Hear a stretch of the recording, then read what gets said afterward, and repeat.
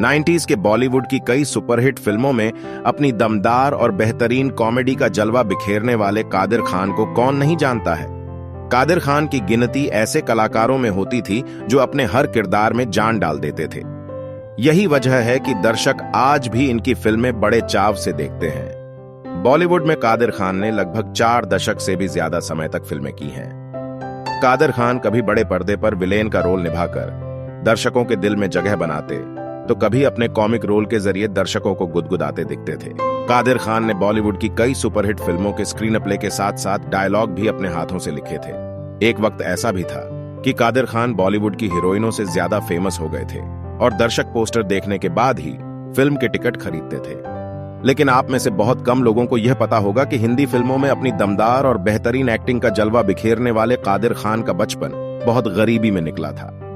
एक वक्त ऐसा भी था जब कादिर खान को सड़कों पर बैठकर भीख मांगकर अपना गुजारा करना पड़ता था और कभी कभी तो उनको भीख ना मिलने पर भूखे पेट रात काटनी पड़ती थी। तो आज के इस वीडियो में हम आपको बताने वाले हैं कादिर खान की सड़क पर भीख मांगने से लेकर बॉलीवुड के सबसे बड़े कॉमेडियन बनने तक की एक रोमांचक कहानी। कादिर खान का जन्म भारत में नहीं बल्कि अफगानिस्तान में हुआ था। कादिर के जन्म के बाद उनकी मां अफगानिस्तान से भारत आने का फैसला किया और वह मुंबई के धारावी में आकर बस गए। कादिर जब 1 साल के थे तब उनके माता पिता का तलाक हो गया था। बचपन में डोंगरी जाकर एक मस्जिद पर भीख मांगते थे। दिन भर में जो एक RS2 उनको मिलते थे उनसे उनके घर में चूल्हा जलता था। एक इंटरव्यू में कादिर खान ने खुलासा किया था कि हफ्ते में 3 दिन वे और उनकी मां खाली पेट ही सोया करते थे। कादिर खान को बचपन से लोगों की नकल करने की आदत थी। जब नमाज के लिए कादिर खान को मस्जिद भेजते थे तो वह बंक मारकर कब्रिस्तान में जाकर 2 कब्रों के बीच बैठकर खुद से बातें करते हुए फिल्मी डायलॉग बोलते थे। उनकी मां उनसे कहा करती थी कि इससे तुम 1 या RS2 कमा सकते हो, लेकिन बड़ा आदमी बनने के लिए मन लगाकर पढ़ाई लिखाई करो। कादिर खान ने मां की बात मानते हुए जमकर मेहनत की और उनका स्कूल में दाखिला हुआ और फिर उन्होंने इंजीनियरिंग कॉलेज में दाखिला ले लिया। वह पढ़ाई के साथ साथ नाटक भी लिखते थे। पढ़ाई पूरी होने के बाद वे सिद्दीकी कॉलेज में जाकर प्रोफेसर बन गए, लेकिन उन्होंने नाटक लिखना कभी नहीं छोड़ा। कादिर खान के पहले ड्रामे में उन्हें एक बुजुर्ग ने RS800 का नोट दिया था। कुछ साल अपने पास रखने के बाद गरीबी के कारण कादिर खान ने इस नोट को खर्च कर दिया, जिसे वह अपना सबसे बड़ा इनाम समझते थे। कादिर खान ने बतौर लेखक फिल्म इंडस्ट्री में शुरुआत की थी, मगर वह साथ साथ में एक्टिंग भी किया करते थे। एक्टिंग में पहला मौका यश चोपड़ा की फिल्म दाग में दिया गया था, लेकिन इसके बाद नसीर दिलीप कुमार जैसे दिग्गज एक्टर के साथ एक नहीं बल्कि 2 फिल्मों में काम करने का मौका मिला। असल में अपने करियर के शुरुआती दिनों में कादिर खान एक पॉलिटेक्निक कॉलेज में पढ़ाया करते थे। साथ ही में वह नाटक लिखते और उन्हें परफॉर्म भी करते थे। उन्होंने एक नाटक लिखा था जिसका नाम था ताश के पत्ते, जिसे वह खुद ही परफॉर्म किया करते थे। कादिर खान का यह नाटक उस वक्त फिल्मों के एक बड़े एक्टर ने देखा था और यह उन्हें इतना पसंद आया कि उन्होंने इसके बारे में दिलीप कुमार साहब को बताया था। कादिर खान ने बाद में खुद एक इंटरव्यू में बताया कि मैं अपने क्लास में पढ़ा रहा था कि तभी प्यून ने आकर कहा कि दफ्तर में आपके लिए कॉल आया है। जब मैंने फोन रिसीव किया तो दूसरी तरफ से आवाज आई कि मैं यूसुफ खान बोल रहा हूं। कादिर खान समझ नहीं पाए तो उस व्यक्ति ने कहा कि फिल्मों में सब मुझे दिलीप कुमार के नाम से जानते हैं। यह सुनते ही कादिर खान के हाथों से फोन छूटते छूटते बचा था। तब दिलीप कुमार ने कादिर खान से कहा था कि मैंने तुम्हारे नाटक के बारे में बहुत कुछ सुना है, मैं तुमसे मिलने के लिए और तुम्हारा नाटक देखने के लिए आना चाहता हूं। कादिर खान पहले तो बहुत खुश हुए, परंतु बाद में उन्होंने दिलीप कुमार के सामने 2 शर्त रख दी। कादिर खान ने दिलीप कुमार से कहा कि नाटक देखने के कुछ उसूल होते हैं। आपको पर्दा उठने से पहले आना होगा और पर्दा गिरने के बाद ही आप जा सकेंगे। अगर आप इतना समय निकाल सकें, कभी नाटक देखने को आइएगा।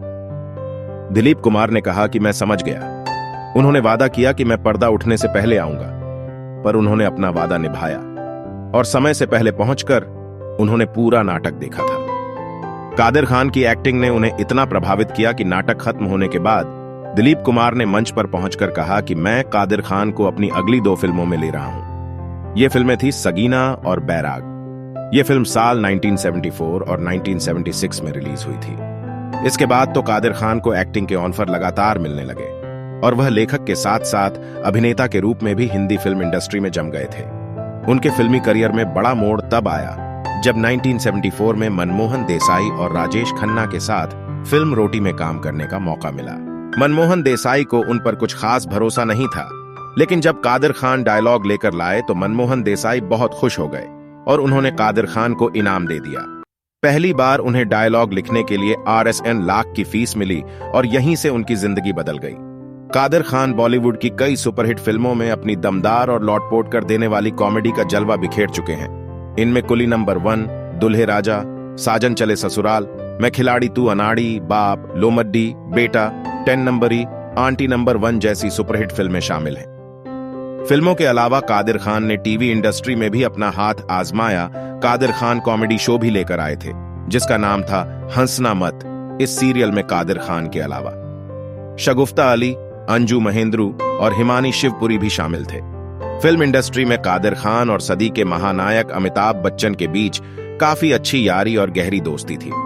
फिल्म इंडस्ट्री में कादिर खान और सदी के महानायक अमिताभ बच्चन के बीच काफी अच्छी और गहरी दोस्ती थी, जो दूसरों के लिए भी एक मिसाल हुआ करती थी, क्योंकि दोनों ने उसी समय के आसपास हिंदी फिल्म इंडस्ट्री में अपने पैर जमाए थे। उन्होंने अमर अकबर एंथनी, दौर 2-5, कालिया, सत्ते पे सत्ता, कुली, शहंशाह, अग्निपथ, हम बड़े मियां छोटे मियां और सूर्यवंशम जैसी कई सुपरहिट फिल्मों में एक साथ काम किया था।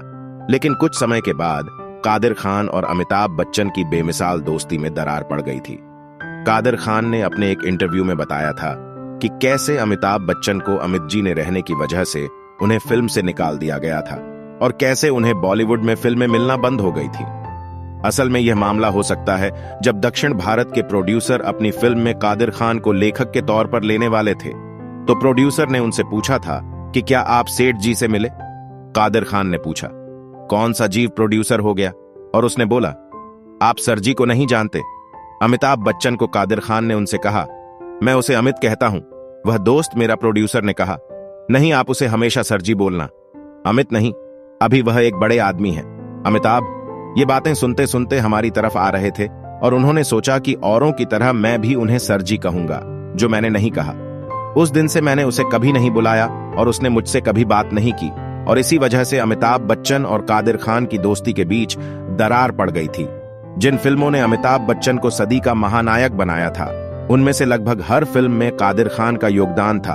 अग्निपथ, नमक हलाल, शराबी, अमर अकबर एंथनी, सत्ते पे सत्ता, मुकद्दर का सिकंदर, कुली, हम, गंगा जमुना सरस्वती, लावारिस और खून पसीना जैसी अमिताभ बच्चन की कुछ सुपरहिट फिल्में शामिल हैं, जिनका या तो डायलॉग या फिर स्क्रीन प्ले कादिर खान ने लिखे थे, और कुछ फिल्मों में तो कादिर खान ने साथ में काम भी किया था।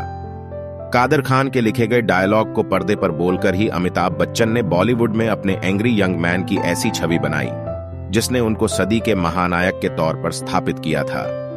कादिर खान ने अपने फिल्मी करियर में समय के पाबंद अमिताभ बच्चन के साथ तो काम किया ही, साथ ही देर से आने के लिए मशहूर गोविंदा के साथ भी उन्होंने कई फिल्में की थी। कादिर खान ने करीब 300 फिल्मों में काम किया था और करीब 250 फिल्मों में हिंदी और उर्दू के कई डायलॉग भी लिखे थे। कादिर खान का अंतिम समय काफी मुश्किलों से भरा रहा। साल 2015 में उनके घुटने का ऑपरेशन हुआ था, जिसके बाद उन्हें चलने फिरने में परेशानी होने लगी। 31 दिसंबर 2018 को कादिर खान ने कनाडा में अपनी आखिरी सांस ली थी। तो दोस्तों, यह थी हमारी आज की कहानी जिसमें हमने एक्टर कादिर खान और उनके फिल्मी करियर के बारे में जाना। और अगर आपको यह वीडियो पसंद आई हो तो वीडियो को लाइक कीजिए और चैनल को सब्सक्राइब कीजिए। धन्यवाद।